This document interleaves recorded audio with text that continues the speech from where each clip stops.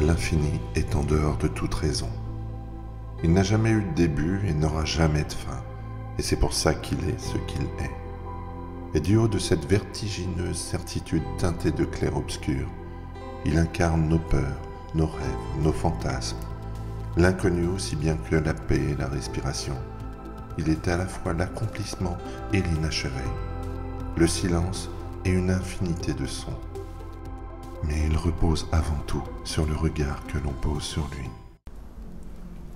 Dans la chaleur de ce foyer original, le plaisir d'être ensemble, d'être douillettement reposés entre nos repères, nos rêves et nos souvenirs. Dans la lumière dansante d'un feu qui nous anime, le plaisir d'être réunis, bienveillants les uns avec et pour les autres. De cet équilibre inébranlable qui fait de moi, un être adulte croisé d'un éternel enfant, la nostalgie se rappelle à mes souvenirs pour me dire que l'éphémère doit être goûté pleinement, juste avant que la braise ne s'éteigne.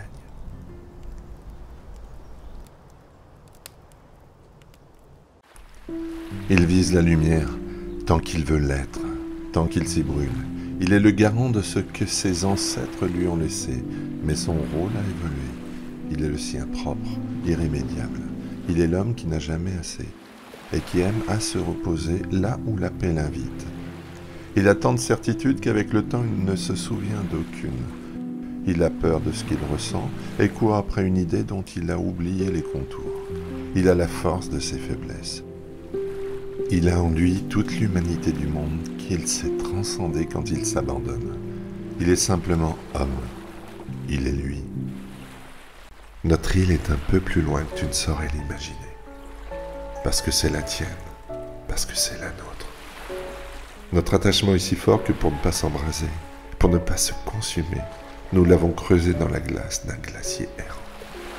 Nous n'avons pas peur de nous laisser aller aux quatre vents, de nous laisser aller à nos émotions, car nous vivons, nous sommes. Et parce qu'où que nous soyons, nous sommes en amour. Donner, partager est notre seul et principal moyen de communiquer. Nous nous emplissons de ces abandons, de ces dons. Nous vivons de nos larmes, nous vivons de nos baisers, de nos sourires, de nos émotions. Et nous sourions autant qu'il ne se joue plus de nous, mais avec nous. Je donne mon cœur en confiance à qui sait le remplir, sans aucun regret, jamais. Notre vie n'est alors qu'à l'essence même de ce qu'elle est. Vibration. J'ai mis tant de temps à m'accepter, à rassembler tous mes membres pour ne faire qu'un avec moi-même, uni à mon image. Tellement de temps pour faire sa connaissance, pour le maîtriser, à jouer avec, à oser le partager avec, à comprendre qu'il était à la fois une arme, un remède, un moyen d'expression, quelquefois un objet. Je lui ai donné la main, il leur a donné les mains. Je l'ai dessiné de mes mains et mes mains. Il n'est jamais plus vivant que lorsqu'il vibre. Nous fûmes en désaccord quelquefois, mais l'électricité qui me parcourt si souvent, pour tant de raisons différentes, nous a réunis, nous a associés le temps de cette vie. Tu es sage, mon ami. Tu vois par-delà la chair. Tu ressens l'essence même des mots, l'essence même des mots. Tu sais t'abandonner au monde pour mieux le recevoir, l'accepter. Tu habites l'espace, tu habites le temps. Tu te reconnais dans l'infini, dans son éternité. Tous les éléments sont dans ta nature et la nature dans tes sensations, tes perceptions, dans ta vérité, la vérité. Tu es ce mage qui parcourt les vies dans la caresse d'un souffle. Le pouvoir n'est pas donné à n'importe qui et humblement tu soignes les âmes, récoltant juste leurs belles pensées à ton égard pour te conforter et les adversités pour te renforcer. Tu as conscience de l'autre. Tu es conscience tout court. Seul, face à ce soleil couchant, il est droit et fier. Est-il le seul rescapé d'une ancienne civilisation ou est-il la seule partie immergée de son vaste monde? Il vise un avenir incertain, mais il reste là, campé. Il garde espoir contre les courants, les vents et marées. Il sait que sans objectif, il ne serait plus. À contre-courant, il avance et tient. Le temps aura la clémence de lui donner raison à terme. Son obstination, ses convictions le guident et l'installent dans sa position, et peu importe le reste. Il a la pleine conscience que ses racines seront suffisamment profondes pour le maintenir hors des eaux, hors des voies de perdition. Ô bel esprit, ô grand esprit qui m'habite, pourquoi dans ta magnificence tu me réduis si souvent à la raison? Seulement à elle. Tu veux tellement tout contrôler, tout comprendre sans même laisser la place à l'intuition. Ta raison est si absolue qu'elle finit par vivre en autarcie, sans accorder aucune place à la raison des autres. Mais rassure-toi, mon esprit, mon maître, malgré tes aspects binaires, dans ta logique implacable qui cherche toutes les voies de l'assurance, je te remercie d'avoir su si souvent résoudre moult problèmes. Tu m'as fait paraître intelligent, quelquefois même intellectuel. Tu as su créer tant de choses fabuleuses, anticiper des problèmes imprévus, voir plus loin, par-delà toutes les probabilités. J'ai tellement entendu parler de toi, et n'ai pas eu toujours les yeux suffisamment vifs, le cœur suffisamment ouvert, et suffisamment de courage pour te voir, te saisir et t'accepter. Mais depuis, je te cherche chaque instant dans les signes infimes de la vie. Je te ressens plus que je ne te vois. Tu es en apesanteur dans l'air et tu me croises là où je ne t'attendais pas. Comme une trace sur le sable, découverte par les vagues, tu me laisses un message que mon esprit ne sait pas toujours décrypter. Et je reste optimiste et confiant, me laisse guider inconsciemment par toi, par ta présence invisible. Tu es ma providence. Un jour, dans un élan, je saurai t'attraper. Je me laisserai aller à toi, dans la démarche d'une ombre, dans l'éclat d'un reflet, dans le souffle d'une inspiration.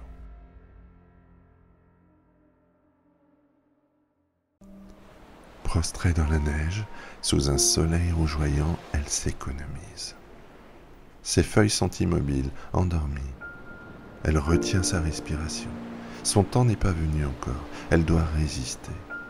Les lames de froid la menacent. Elle ralentit sa vie et écoute la mer si calme maintenant. Elle ressent encore la chaleur du soleil d'été qui flattait ses tubercules. Et le temps qui passe joue pour elle dans le fond. Elle le sait, se replie et patiente. Elle est installée là, bien ancrée. Le temps n'a aucune prise sur elle, l'espace non plus. Bien au contraire, ils sont ses alliés. Elle a su s'adapter, apprendre et dompter les éléments. Elle s'est affirmée au monde sans écraser les autres, mais en les ralliant à sa cause. Elle est le yin et le yang, elle est le blanc, le noir et toutes les nuances qui les séparent. Elle est l'eau qui coule dans la terre et le vin qui coule dans notre sang. Elle est un tout, que toi et moi, nous pouvons être. Je vois en toi comme en moi-même. Justement, je vois au-delà des apparences. En es-tu certain? J'analyse la situation du haut de ma position. Est-ce suffisant ou dois-je me rapprocher d'elle ou bien même m'éloigner? Je vois ton âme au travers de tes yeux. Ou est-ce le reflet de la mienne? Et j'affirme que, dans le fond, je ne sais pas tant de choses que ça. Je me laisse troubler par la beauté, comme je sais l'apprécier. Est-ce si mal? Je me vois gesticuler, je me vois aussi poser ma main sur ton épaule. Et tu me souris.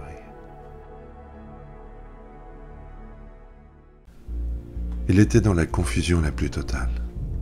Il avait monté devant lui une montagne de problèmes infranchissables. Il se noyait dans un verre d'eau et naviguait dans le labyrinthe de ses pensées les plus obscures. Il n'entendait plus rien, même de ses plus proches amis. Il était devenu suspicieux de tout et de tous, à force d'avoir bradé sa confiance par le passé. Il devait faire le deuil de sa vie ou celle de l'autre, ce n'était pas chose si aisée.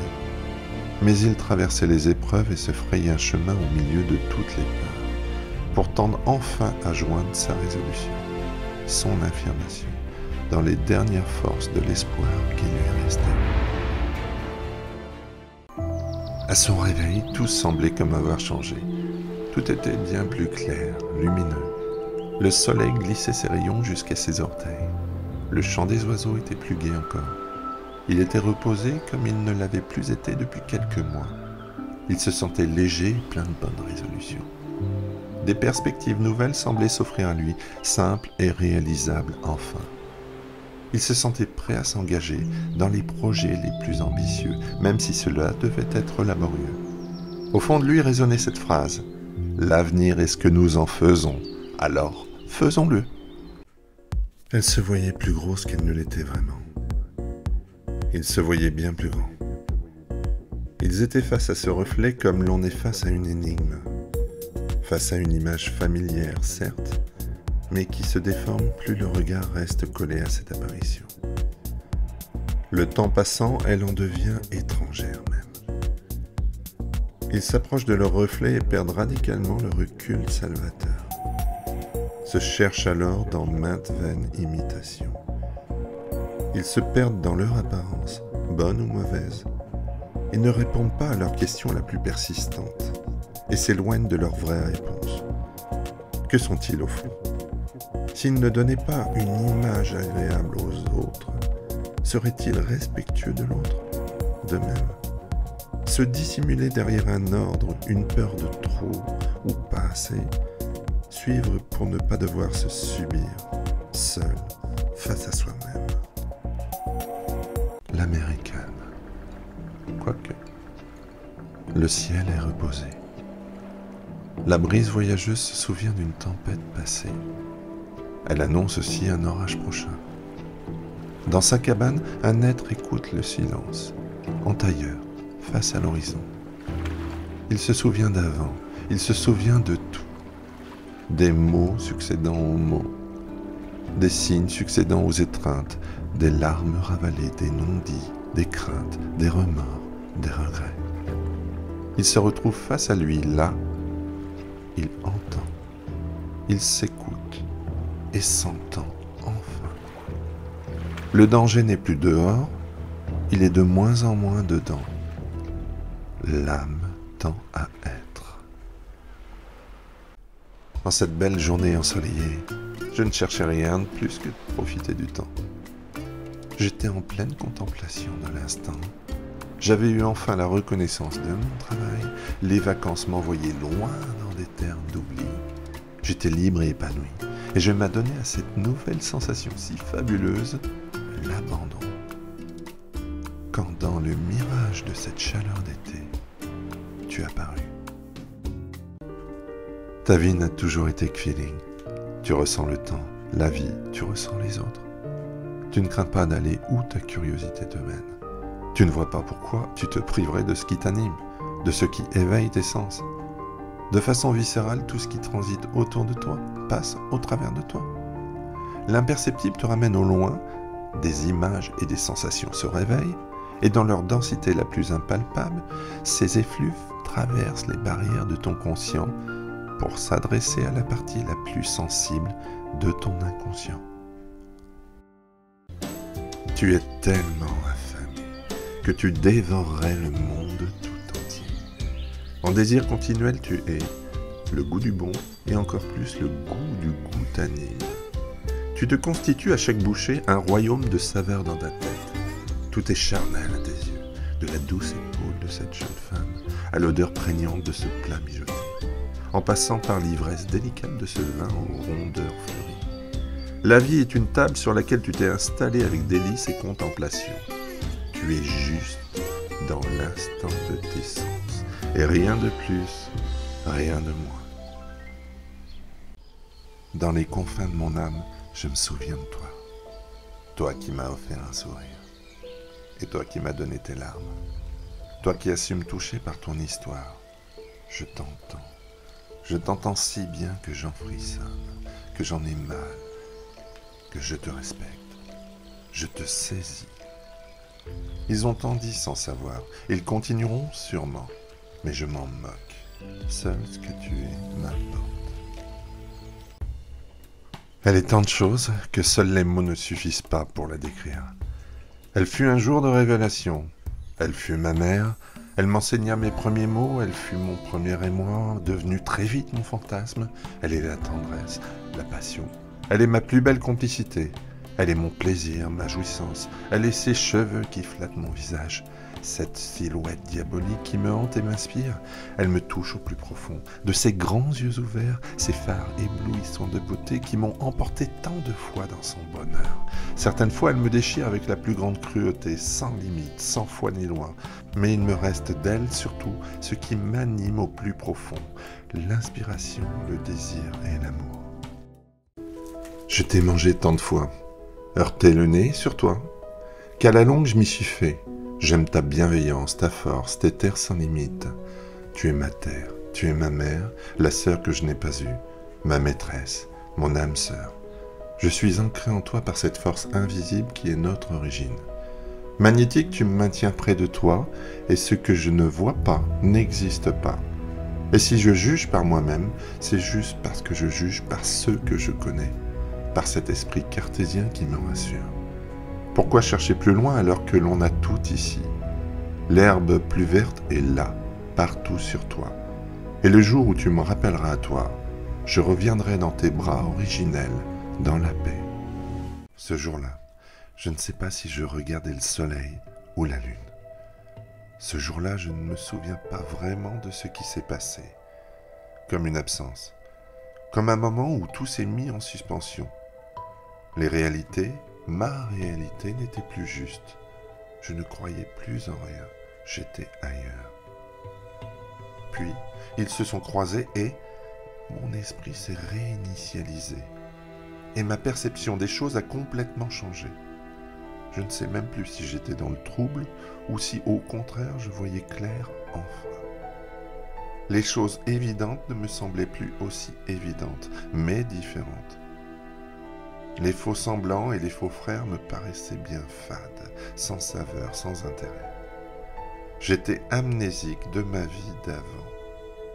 J'étais devenu un autre. Il était ma référence, celui qui traçait le chemin le plus juste. Il était pourtant à contre-courant, décrié tant de fois, adulé d'autres fois. Il était le clair obscur. Le phare que l'on abat par trop de lumière. Il avait suivi son inspiration pour tendre vers son idéal. Il osait, lui, faire être ce qu'il voulait, ce qu'il était. Il semblait être peut-être quelque peu insatisfait, mais cette insatisfaction était son moteur aussi.